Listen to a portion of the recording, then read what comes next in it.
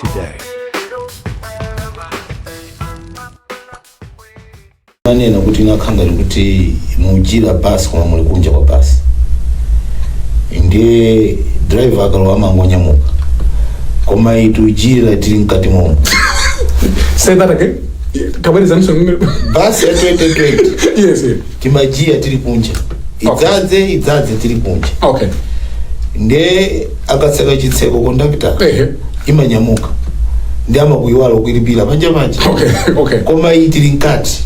Mene muira ni na maluwa gale. Atalo gale. Antu tukwira pa window. Lowa. Tika manyamuka. Ifeso tili mkati momo. Munendo wanga mprogramu hii madzulo ano ndi wolemekezeka bambo Enoch Kanzingeni Chihana amene ndi president wa Alliance for Democracy Afford amene sotsopano ali pa ubale ndi chipani cha Democratic Progressive. Kwina kulikonse kumene muli madzulo ano mwatilemekeza pokhala nafe ndikufuna ndikuyamikeni Mr. President mwatilemekezanso nanonso madzulo ano takulandirani. Zikomo kwambiri Brian.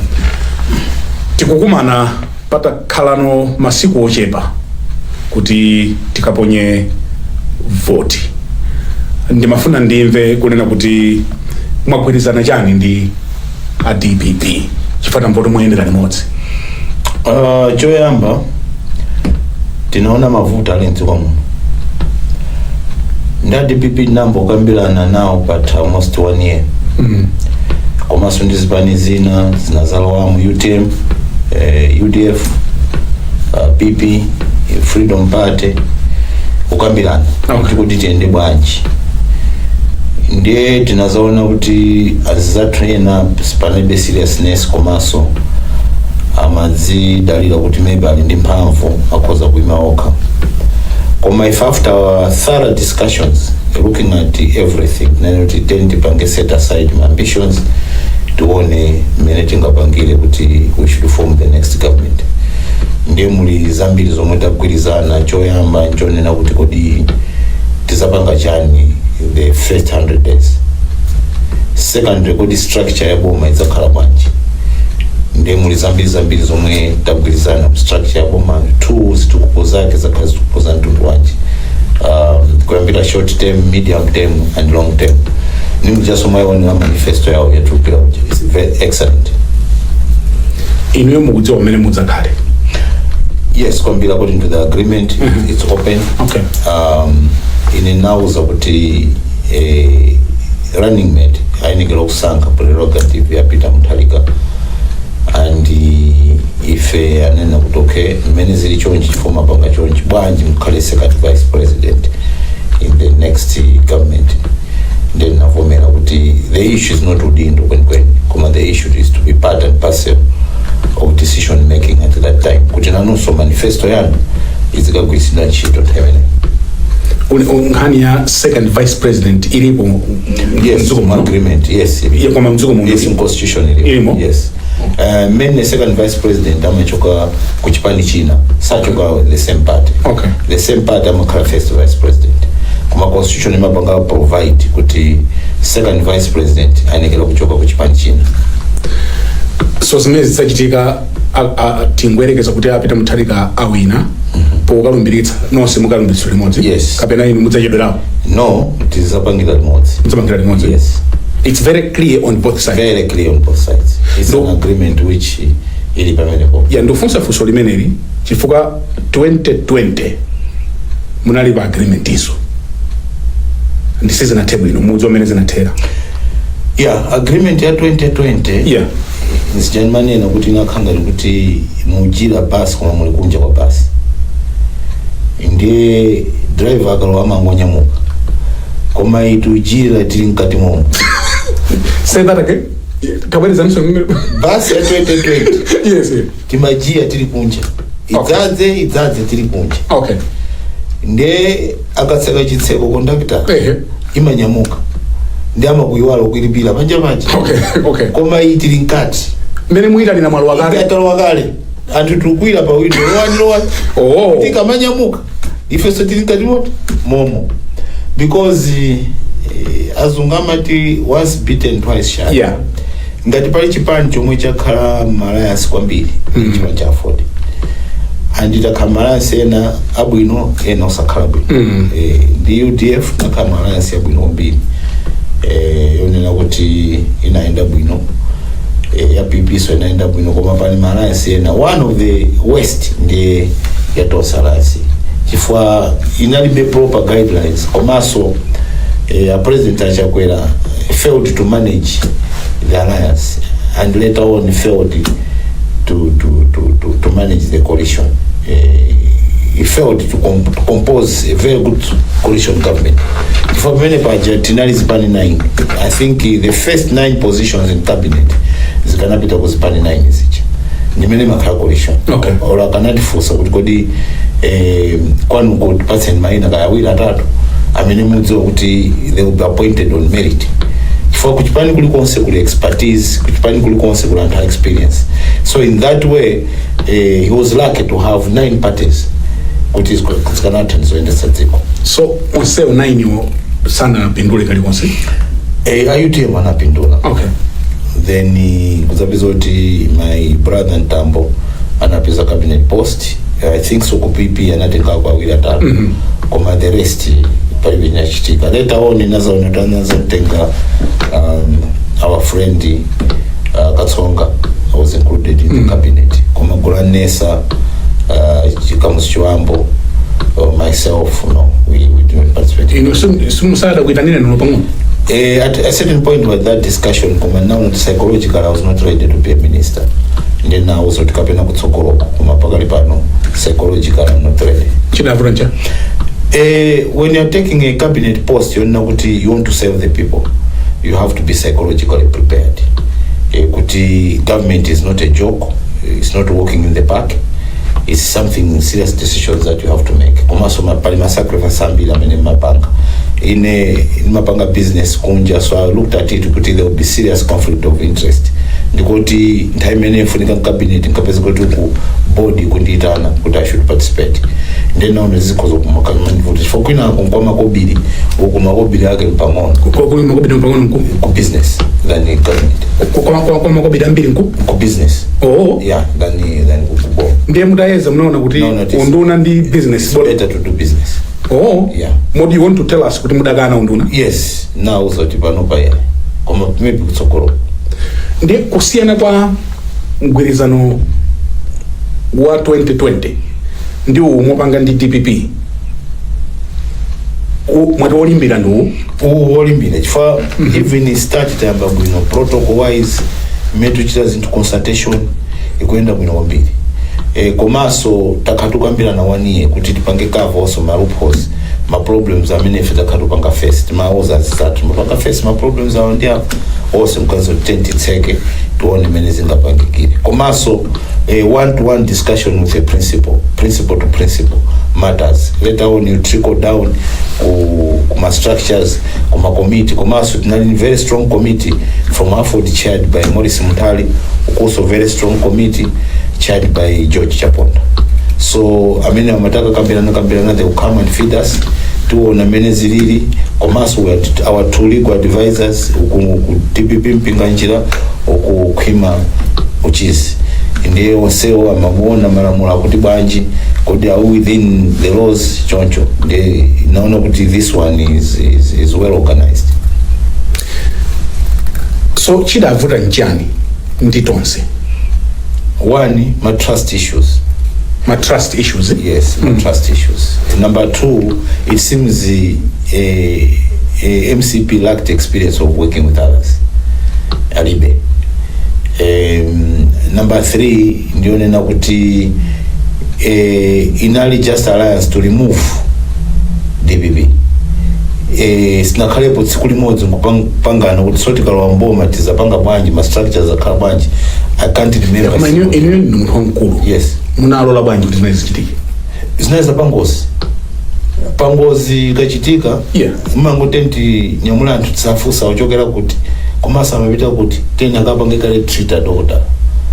You see? Ndiye sumadziwa kuti mudzi wanyamula. Mudzi wanyamula dzuloli ndiye wakuswera nyumba waba TV. Sungadziwe. Zapangozi. So Tonsa Alliance inali alliance ya pangozi.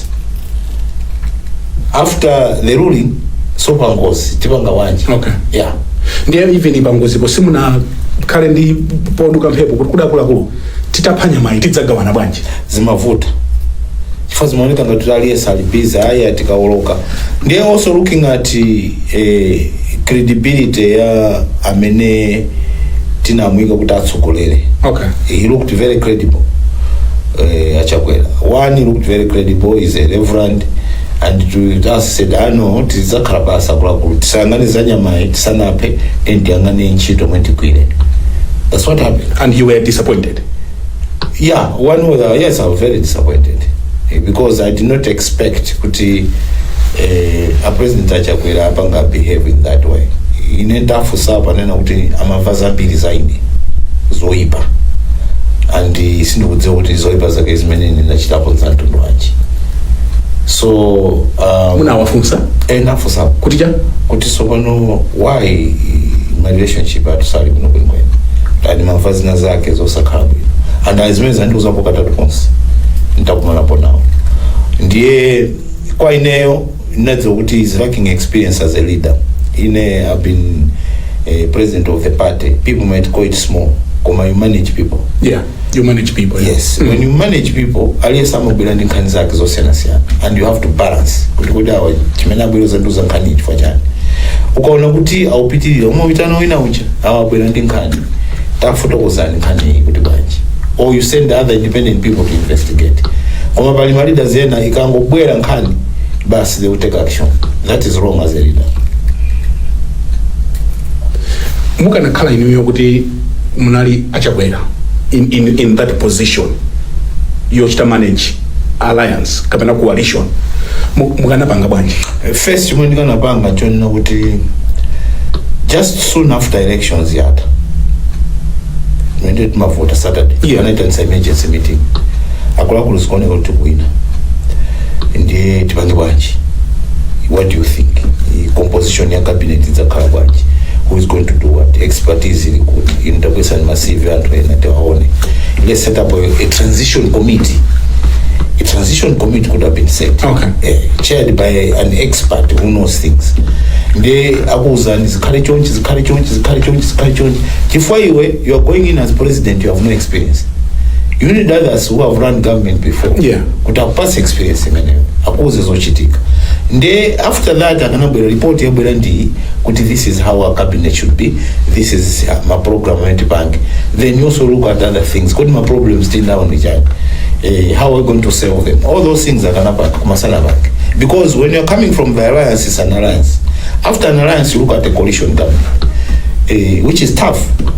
Even pakali pano because of masangala koma pokafika pa 16 17 reality makupeza ndo so pano we are in government now. Makapeza zinthu zina zoti simazidziwa zataonongeka bomba. Now we have to say how do we fix this thing? Koma Malawi timawo zoti tuzakoza zinthu. Koma tikonza bwanji izisi. So you need other people to assist you. So you feel like you were just used? Yes, very much so. We just used for them to cross. Does a president yoga how frustrated you feel? Very much so. And I've told them my frustration. We're just being used. Koma is part of life.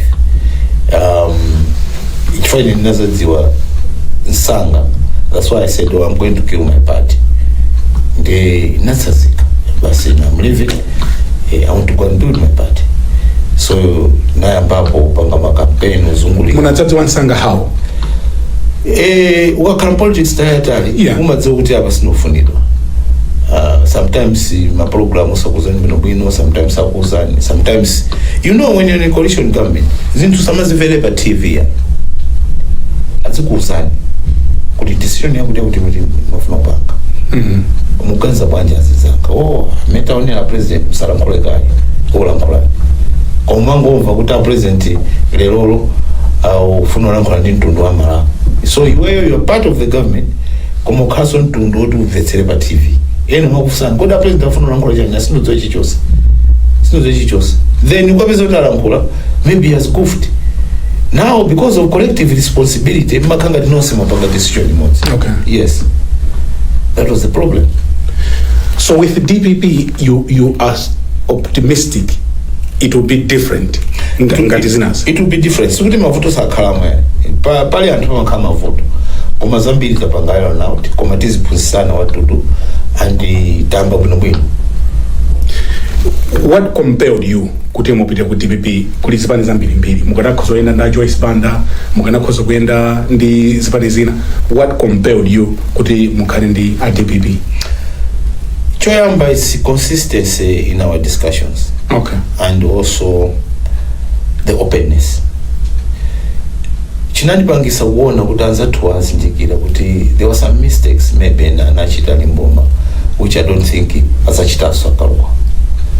Choyamba. Chachiwiri, they are very sincere. Even in Matindi Kamalanko and the APM. APM was a very good friend of my father. Yeah, yes. And at one point, when he was Minister of Justice, I went to see him. We discussed a lot of things. And he welcomed me as a son. And be open with me. My son, in a cinema funa kuima. Omachifaja ABCD. And I have nothing to gain. So in another one, Muntu is very sincere. Chifuja anti sometimes. Wasiana ndi muntu kuti afuna upitomena kuchoka akazitanze. That's why Ineso na utia. If you know so much pereka, Ineso is pereka. I don't want any position. Kumateta ombo ya Malawi mavuta. That was one of the reasons. Ntabanga brief the national executive yours. Now also know what I think is better to nominate. In our we had some engagements with my mother, Joyce Banda, for when I take her like my mother. At the discussion at any given time. It doesn't matter yeah, she made the decision so she must have reasons why at a certain point we discussed 10 doses. It's the same my brother Perry in the Kanima engagements was our national executive thought stinga in the UDF, stinga in the UTM, combatant in the DPP, looking at the reports for discussions. So akulandira ndibwino 100%. Ifeso talandi inosomalandira. Okay. Kunjamba munanena kuti ino a president musadandaula za campaign mukhoza kupita umangojo makaja nsomba kumeneko tithamanga ife matanthauza chani athena sana kumvetsera. Choyamba APM si malondo tugulitse chifa malondo tamalana kulakali. Say that again. APM, yes. Si malondo tugulitse koma ni malonda oti Amalawi anakulakali. Amalawi anakulakali. Okay. Yes. APM is the people's property already. You see, ni property kale ndiso ngama yendi supermarket ikale koma sopano wa the running mate running mate ndi identities tamakongo wakumbutsa anthu timsaiwale muli katundu wanu page house. Okay. Musaiwale katundu na page house. Musaiwale muli katundu na page house zina zisiyeni ka. That's what is meaning now. Just to remind Malawians. That's all. Because now Malawians walk aupanga compare sikale it was 5 years ago. Looking at the prices za katundu. Although pamabwera factors yena. Yeah. Koma this is worse. It means pena paki sizikuenda bwino mboma. Chavuta ndi chani mukanena kuti sizikuenda bwino mboma. What has gone wrong with this government? Brian, because in chimodzi. Yeah. People rush to be in government. Osazoti akalamboma panga cha choyamba. Chachiwiri. Sides wa position ya dziko lao, whether at the global international politics or economics or trade or anything. China nchonena kuti most people believe kuti ntilowe mboma tikapange ndalama tikadye ndi amataka lwa mboma mucha time eneyo amazaona kuti it's a totally different ballgame. Awuzani kuti chakuti palibe. Now these are the people without vision, without objective, angolowa for themselves. Nde menazika gwirapa menazika gwire chichosama gwira chimatakuko. Then some people now they get involved in corruption within. Bas bomala sokonese kera whatever manifesto akhala now bas they are off the rail. You know ukamala wamene mujozidza kuti ndikatenga gari moto mene napanga noko Muntu akamagulisa galimoto umadzoti galimoto iyi siri bwino yofuka utsi umadzoti funika kugulira maringi funika zakuti funika ndio kamagula galimoto ichi umadzoti chomwe ukachita 1 week galimoto imakhatalenda koma nthawi amalowa mboma osadzowa kuti the whole engine is buggered. Now you need to fix the system. When you fix the system ndiye zinthu zimayamba kuyenda, you see. So ndiyo vuto limakhala kwambiri muno Malawi. And you know ndingwirizana wanu, you know how to fix the problem. Oh yeah. Mfakina kusana kuti chavuta ndi chani, because I wanted to understand mene muganizira kuti kodi dziko la thuli chavuta ndi chani. So in clear terms chavuta ndi chani? Forex. Okay. Is forex. Nebo mala DPP ndi afford nkhani ya forex iti khoza kuyenda nayo kwambiri. First within chifantha amata kangoona kadi ya ku Malawi. Yes. Ali mavuto akabwera kwambiri. First you have to make sure there is an injection of almost $1 billion in the system. It's already arranged. Already arranged. There is an injection of $1 billion into the system. The moment that money comes into the system, kwachayoka will start stabilizing. Mene kwaches banga stabilize immediately ngono ma prices as Zinthu ayamba kutsika. Straight. There should be enough food in the country. Ngati muli chakudya chambiri mkaona inflation yoka kutsika, and people will not be talking about nkhani ya zakudya in the country. Zinthu zoka zimamba kuyenda. There are some things doctor akabwesa patient wa meningitis choyamba amamtenga madzi andi mawawa, and if we know kuti the first 6 months it will be very painful in this country because kwacha hii ikagwaso immediately unless we push money into the system, into the market. Koma kwacha hii ukagwa, and this is ufunika so muntu hote anaphunzira economics here. This is common sense. This is not rocket science, it's common sense. Our pakali panale by a lot of promissory notes. Since bange machua magot in billions and billions of dollars, which this coming government has to pay. You see, apereka ma guarantee wosiana siana. Ona uti this government ikadzidzimuka kuti lindzimuka lizambiri mbiri.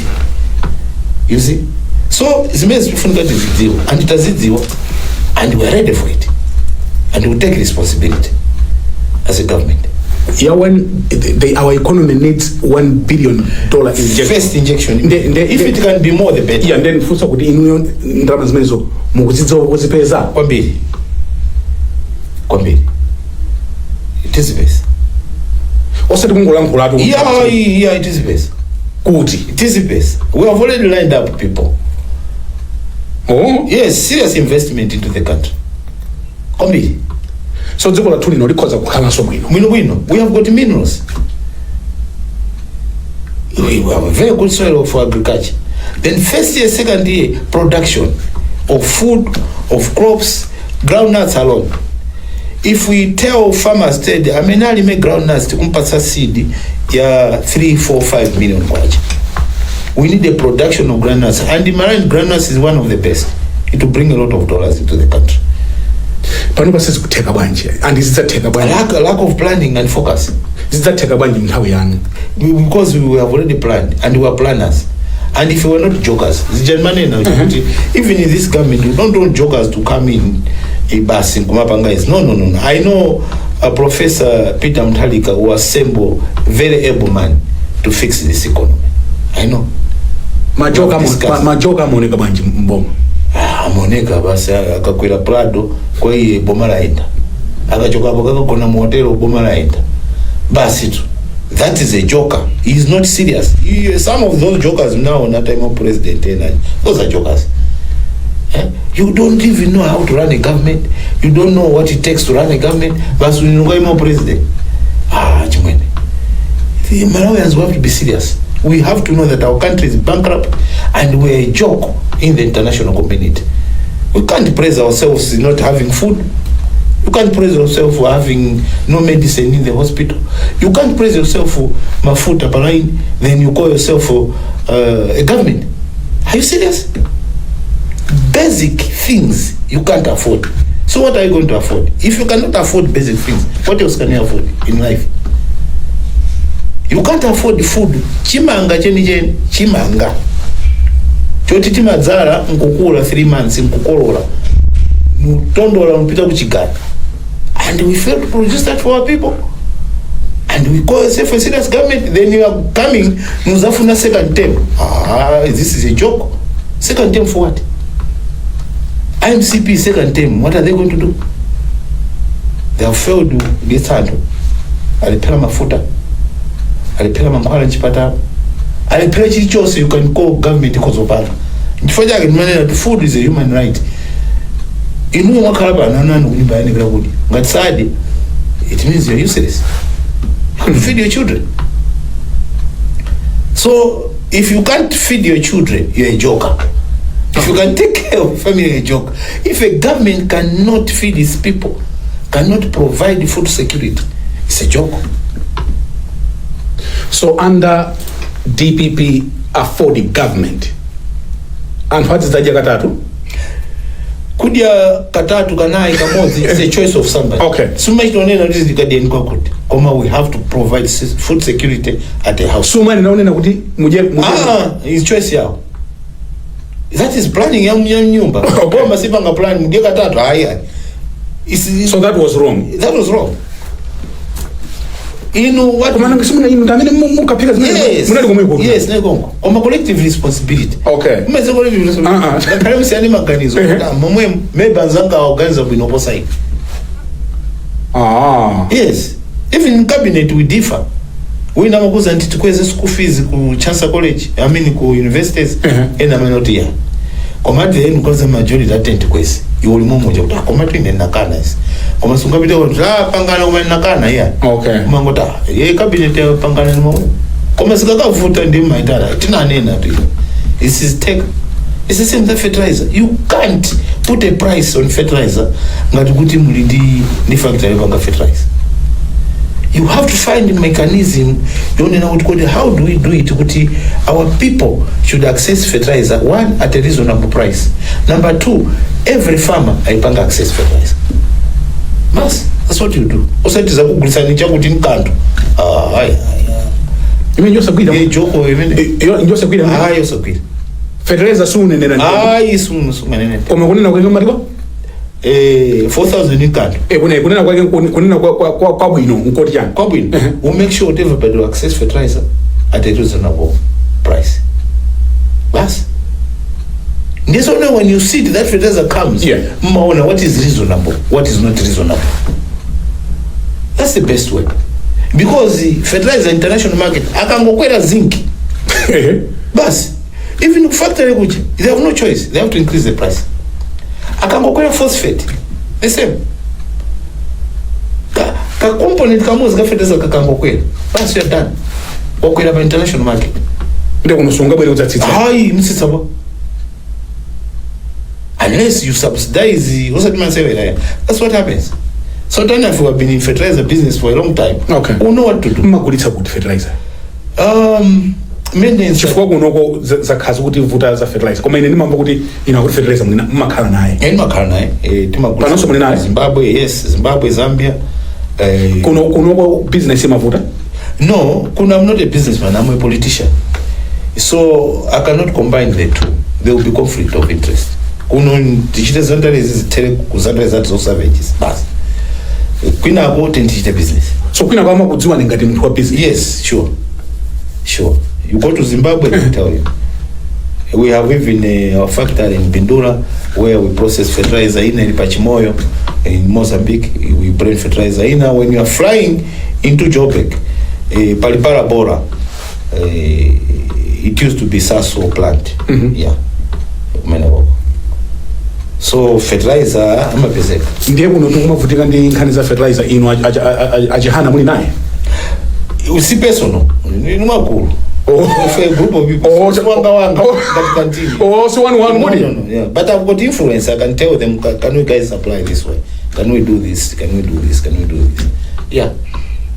So this country, one of the problems is because of lack of forex. Sangapeze ma financial instruments. Oti they can guarantee payments. Kutikatunda uchoke kunja mbele. because mnamva kale kuti forex cover yathu pakali pano is weeks, which is almost a serious problem in any country. Okay. Yeah. And in for 4 years, he could have called for an economic conference.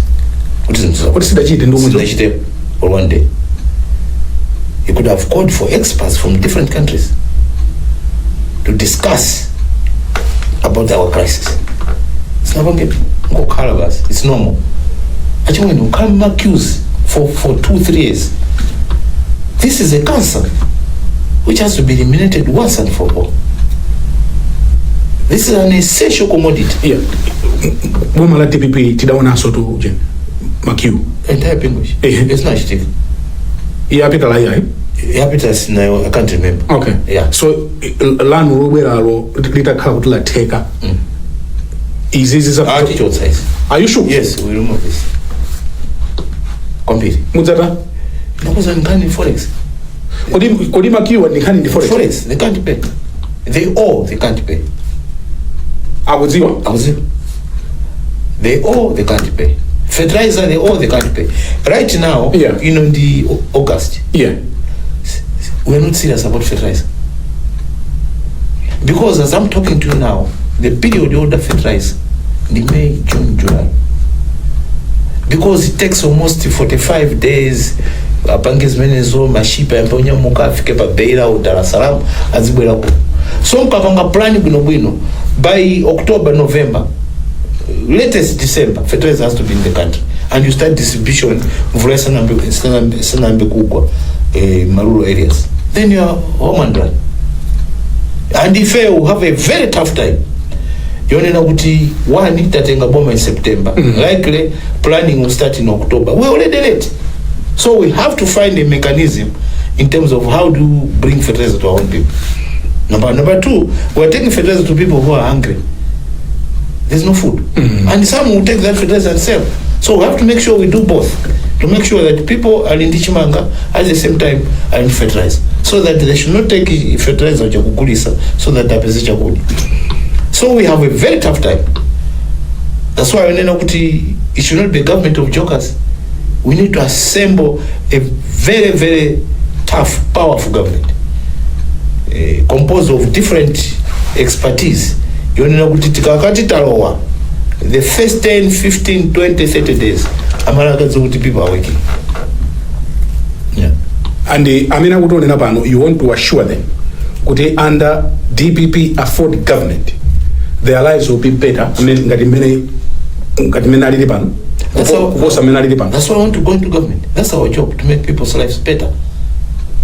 But when you are coming from tough times, it will not be better first day, second day, third day, a month. We have to fix the broken system and put a system that works. So it will take a bit of time. It's the same with a patient with meningitis. No. My injection and Malawi should expect kuti maybe even 6 months pazakapali mavuto ambiri for 4 years, and we can't fix it in one day. It will take time.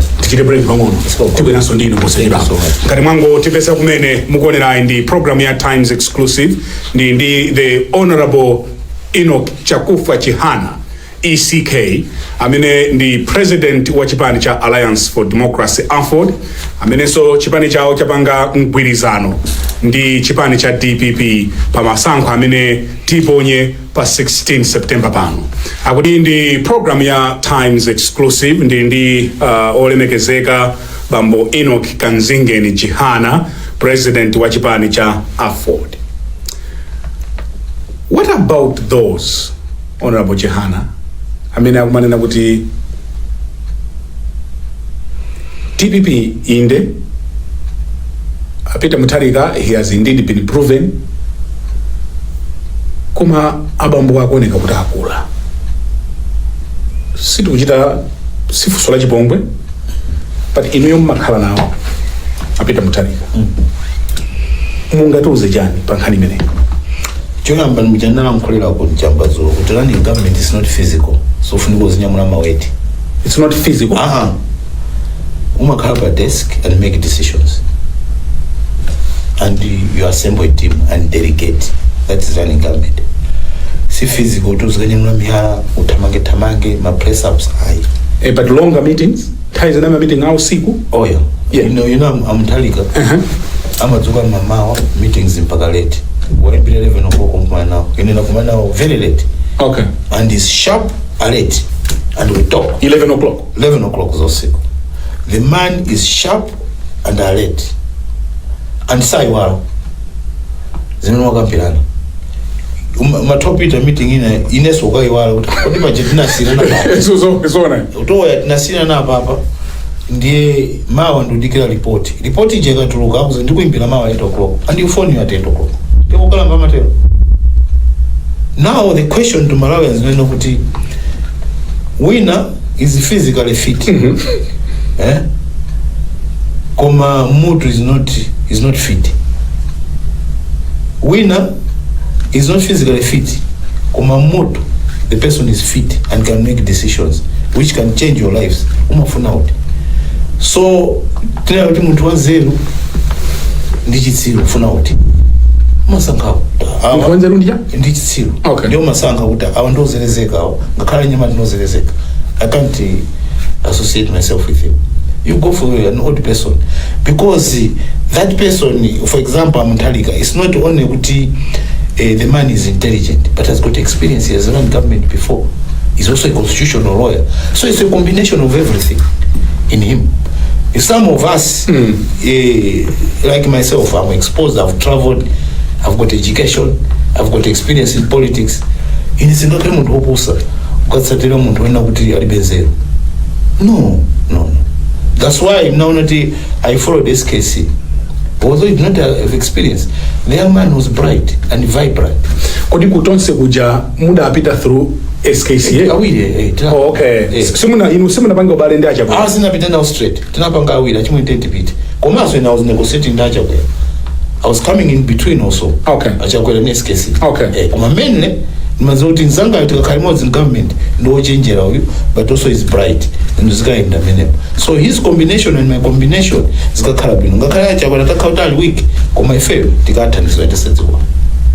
That was the reason. So Peter Mutharika is capable. Very capable. I'll send myself.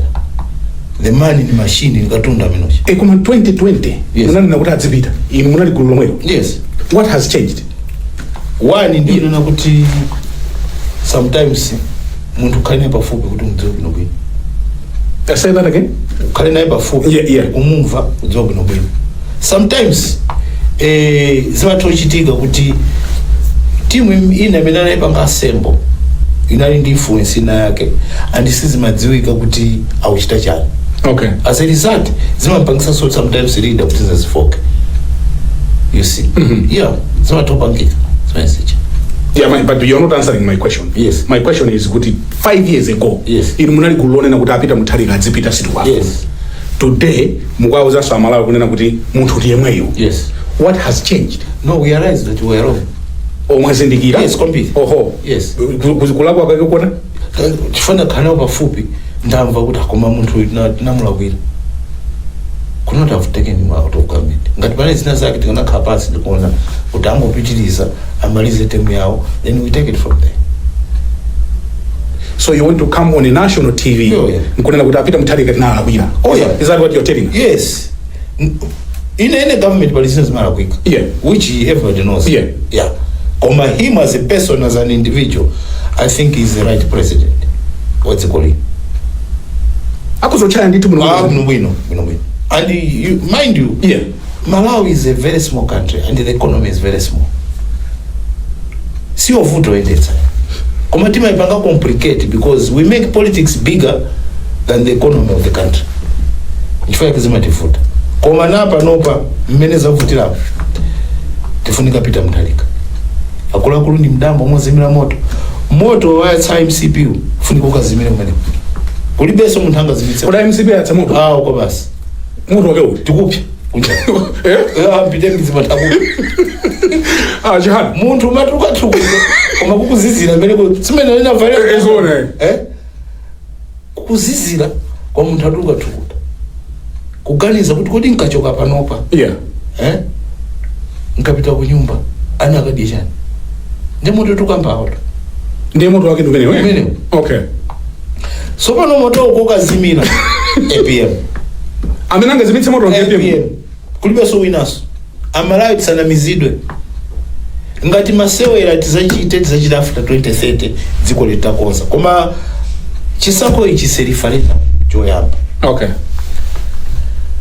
a referendum for Malawians to decide kuti kodi afuna obey azikhala moyo umenewu kapena asinthe okay metina asinthe kuti kodi tifuna matipate kapena matipate system zafika pamenepo kaya kuchokera ku Chiradzulu kaya kuchokera ku Chisi kaya kuchokera ku Lilongwe kaya kuchokera ku Lumpi kaya kuchokera ku Kalonga, the thinking should be the same.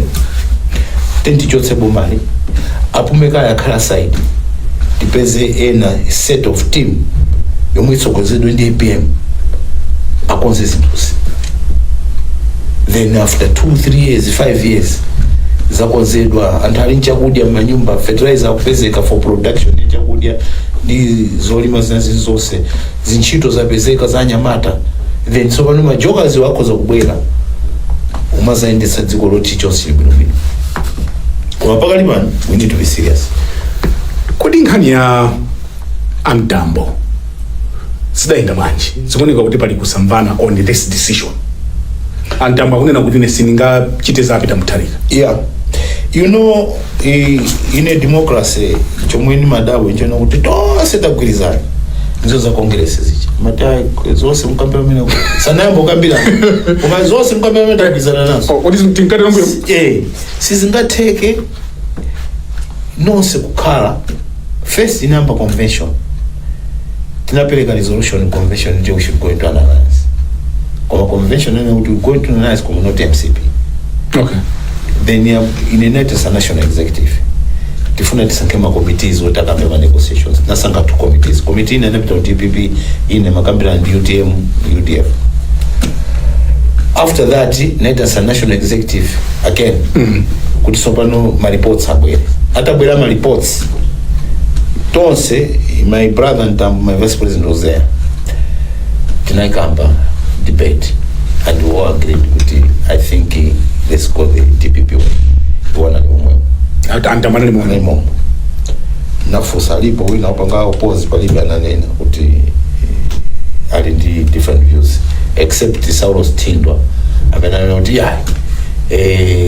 imwe mnafurika mtakhala running mate then kuti first end ganizira Malawi not me, you see. If it got a report because I cannot only run mate now to run for president and I was ready. Napanga materials, everything ready. Chipanja Ford has never been ready. Manager consider this time to run for president. So says tunazisia kumbuya kuganiza kuti mene dziko likuwekera moto ndeti khalema president ambiri taluza pa 16 tavota tasiya mai moto ife tili ndi ndalama tikozoka ku South Africa kozoka khala ku Seychelles kankuti because we can afford. Now we are living a villager back without food, back without medicine, back without anything else. Ndita pangaja first tenti dzitsitse tisanke mundu mmodzi, and that has been my message consistent kuti 10 minute bankile. So kwa ineyo I feel kuti Ndipo analankhula what he feels and he had to air his views, and indeed he has issues with the running mate, he has issues with the APM because he is the one who was organizing those demonstrations, and he feels kuti maybe awawa sangamu yangane bwino. That is his personal opinion, but in Afford so he remains your vice president. He remains my vice president and our candidate for Chitipa Central. Koma ulendo usimuendera limodzi. Well, at the presidential level, he is not going to come, and you can't force him to come and join us. Okay, koma ku office chipani muendetsa kwambiri especially at the parliamentary he is doing it because he wanted to tell people if you were totally different breed, especially myself mukozo khala osiyana koma isutiti dane ya usuti muntu tinkanke chipani no adakali kwa afodi koma zimene akuchita president wandine situgwirizana nzo on this issue. Okay, on one issue. On this issue. Okay. Issue ya DPP afford alliance and Ndipo sabwizana. And he told the nation, he didn't want to hide. That his opinion. As a leader, I follow the majority. Okay. Japan. Okay. There's no way I'm a leader and Japan just resign. Okay. That means you're not a leader. Even if you disagree, when you're president, you take what the party has said. And you remember when I was having a press conference, I said, I'm reading a statement which has been drafted by the party. By the party. Yeah. You are that democratic? Yes. Firstly, for a headache. What I should be fighting things that's going on. Remember, for a global is before the guy that we know, so you shake hands. That's right. Yeah. That's the end of the money. Is there anything else? Chimene city kudziwa. Chimene amtambo apangira zimenezi kapena ndi yomwe ukhani kapena palinso zina. Zina singazidziwa apart from what he told. Okay. Yeah. But he's not comfortable working with the people. You have said it in the open. Kuti inu katangale sima muopa. Uje katapira. Simudzati nyolitsa muta wina dziko lino. Chifukwa mtsogoli wa mtundu wanja amene akunena kuti ine katapira sinima muopa ndi kukhoza kutenga lero kubweza mawa. You have said that. Kapena sino dziko lilonse kulibe dziko libe ngongole. America ili ngongole in trillions. That's why it's developed. As long as what you are borrowing is helping the people. Okay. That's it. I can go to Asia, I can go to Katengandarama. No problem. As long as that money is coming to the people, there's infrastructure. Achona chipatara ndamanga. Ndakabweka ndama namanga chipatara. We owe so much. Tamanga miseo, maskulu, fertilizer wabwera, fuel wabwera. Ngongole yupeleta. Zambia is in debt with the Chinese. But have you seen how Zambia is developed? Kenya is in serious debt. They have built a fast train from Nairobi to Mombasa. That is leadership. If I want the party to move, I have no money. Somebody has got money called Caterpillar. I tell him, I said, borrow me.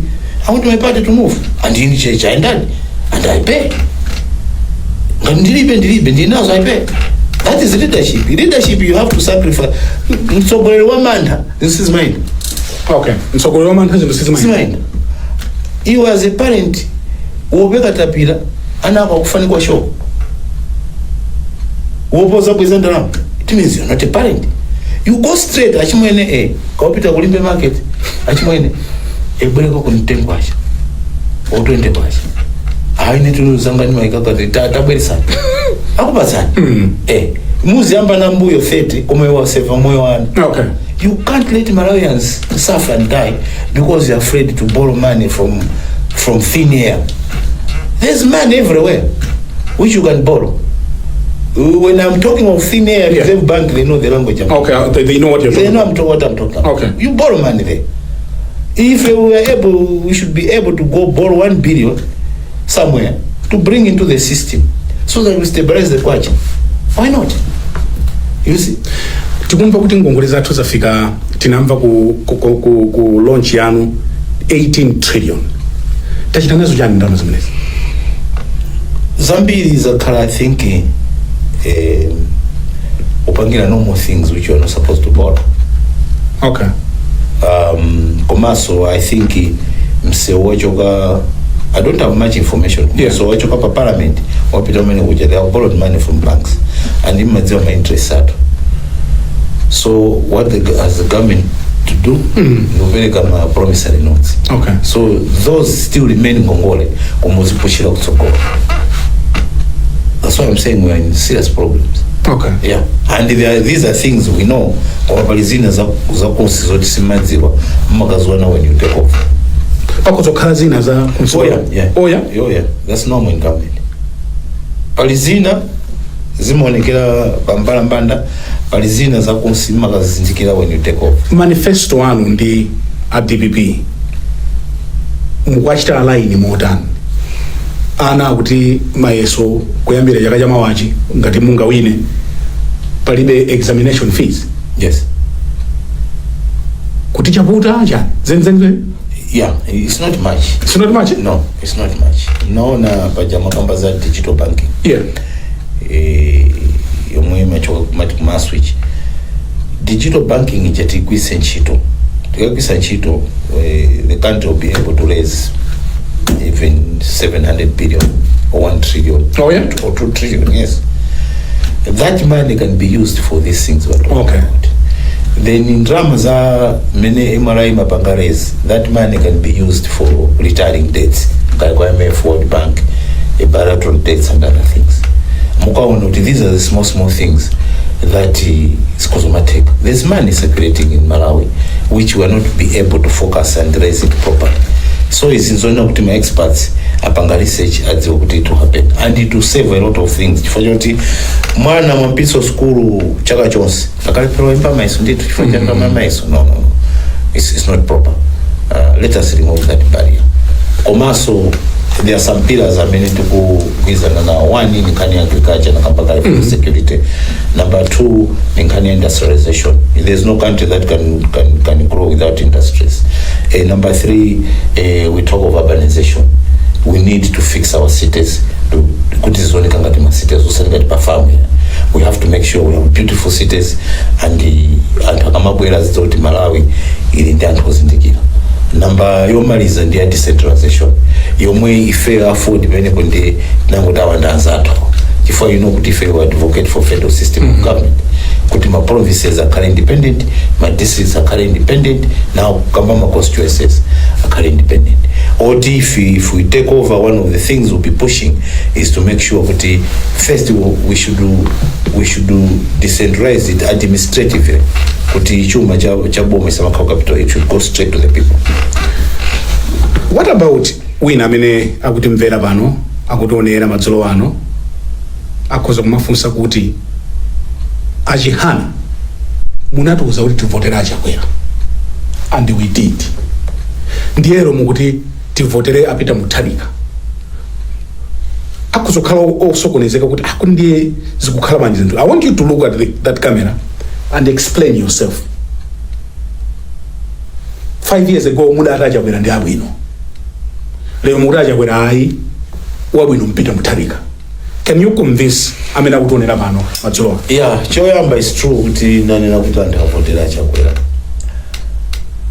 Tonse Alliance, if I was part of that Tonse Alliance, and kwa ine maganiza kuti ndi manifesto ikambidwa ayi ndikuti Tanzania Malawi, but Tonse Alliance has failed. Singachitowauza Malawi kuti Peter Mutharika ndo wabwino, ni market ya Malawi kuti Peter Mutharika ndo kulidwa kale ndiwo, and is a man proven leadership. Akudziwa zomwe Peter Mutharika anachita as a president, angopanga compare nchakwera, akudziwa anthu awiriwa kuti munthu amene anthu angamvotere ali mature, who can be president of this country, amene angakonze mavuto amenewa ndi APM, akudziwa. And ine ndikunena pasi pa mtima kuti ine vote yanga for the first time, I've never voted for DPP, but for the first time ndikaponyera vote APM. Banja langa lonse, my supporters also afford, we have agreed kuti this is what we are going to do. It's not only us, koma Malawi zambiri ndaenda ndimakumana Malawi mbiri ndakhala ndiuza ine kuti the only person I trust ndi APM. Apa banja anonse mauza zimene onse nauza for the first time. For the first time. For the first time. Chifaja second vice president. Yeah. Yeah. Umene wabwera leta. Umene wabwera leta. Malawi yu akoza di kutukuka Chihana. Why not? Ndanena kale kuti tini mamino zambiri. Yeah. We have got a lake which are not utilizing properly. Tinango peza anthu angomanga mangati ma cottage. Timene ticheza pesa ndrama wose wagula chokemo mmene mcha. Timange ma cities mauche mwatu kuti people can come, no need to come into Malawi's paradise. Not muntu ka cottage kake ni family yake, inasa ka cottage kake ni family yake. No. We made a serious mistake. Okay. We made a serious mistake. We have to make sure that we develop tourism in this country. The only way we can develop tourism is to have very good infrastructure and this country can develop. And because to be a middle income country very soon. Are you making the right decision? Pankhani ya ma alliance timalizire pamene pamadzulo mtima wanu mukawugunda you're sure simukudzichita betray? Aye, 100%. 100%. Ife tikapanga decision whether tukagwa limodzi timagwa limodzi. Okay. Kati tukawina tukawina. Koma iyi tukuwina. Ngati stiwina ifa wina sondani. Ndekulibe chisankho. Ngati sawina APM. Ndo chisankho kulibe. Koma a free and fair election. Yeah. Every Malawian, one man, one vote, one woman, one vote. Till win the first time without a line. Posa voters. Fanga stiwina ya wina sonda. So MCP kulacha bwera. Aye sangawini. Sangawini? Aye sangawini. Kuyankula kwandale amene kwenkulu. Aye. Sifana onso agama yankula kuchaya nso mfundo zawo kumeneko. Zote fertilizer kulibe. Mafuta kulibe. Kulichala. Mafuta even no pick it up men nakwela. That's what they should tell Malawians. If we were telling Malawians we want to fix this problem, so Malawians would decide. Kuti tisipita be kundima akuka bena kungwero kuli light. He is choosing between darkness and light. Darkness, light indeed. Light APM. Light APM. Darkness kwa chagwera. Kwa chagwera kwa kundima? Kundima. Are you sure? We are in darkness now. If you can't afford food in your own household, that is darkness. Light in Penuma Kara and they breakfast in the morning. Lunch you don't and akuta. Nzadia Mazuru. Mazuru also there and to snacks higher is fine. That's the life which people should live. Nthawi yatithera ndikufuna ndikuyamikeni kwambiri koma mwina yena sama kudziwa namangu kuonani kodi Chihana ndinu munthu wa pabanja mulindana ngati a bit personal if you allow problem. It's true, I'm married. My wife, she's Tadala Chakaza, Mponera. Kumponera? Kumponera. Okay, munakwenda kumponera? Mponera. Okay. Mwana wa fumu Mponera. Oh, ama ni mwana wa fumu? Mponera. Now the brother is the one who is in Mponera. Okay. And the Indiana 6. Okay. Amendi now. Okay. Yeah. So ndi mambaso za kukasungu? Mayanga majokero kasungu. Okay. Mwana wa chief mas. Anko wa agogwa ine chief. Okay. So I'm coming from the royal family. Yeah. Yeah, but my father chakufa Chihana. Yeah. Machokera kulumpi ndi kukalonga mayanda kukalonga. Okay. Yeah, but bambo wa kulumpi. Hata mzi wano ino Chihana. Nditu. Ndikuthokozeni kwambiri. Kapena mulima wakukhosi. Kukhosi ndo nakuta Malawi. Yeah. Fama tapita mawu. Aliyese akavote mmene amadzimvera ku nyumba kwake. Ngati zonse zikuenda bwino kwanuko pitizani boma limeneli ndikoti zanu zili bwino. Koma aliyese amene akudziwa ndovutika uswa school fees uswa chakudya answer ndi APM Gen answer Enoch Chihana kani ata zonse akavutika so mene mojo timu zikafuna wakuti ungopita straight APM ali part kuchonga kani ata ndiye muti serious so anuti boma litikosa baji bas. Honorable Enoch Kanzingeni Chihana mwatilemekeza kwambiri. Thank you very much. Thank you very much indeed. Pamene panso ndiye pamapeto program yathu madzulo ano ya Times Exclusive. Mprogramu iyi ndinali ndi olemekezeka bambo Enoch Kanzingeni Chihana amene ndi president wa chipani cha Alliance for Democracy. Ndine Brian Banda malomwa ife tonse kuno ku Times headquarters madzulo ano. Tukuyamikani pokhala nafe ola ili kufikira sabata ya mawa pamene tibwerenso ndi mlendo wina tingoti makoma nonse and goodbye.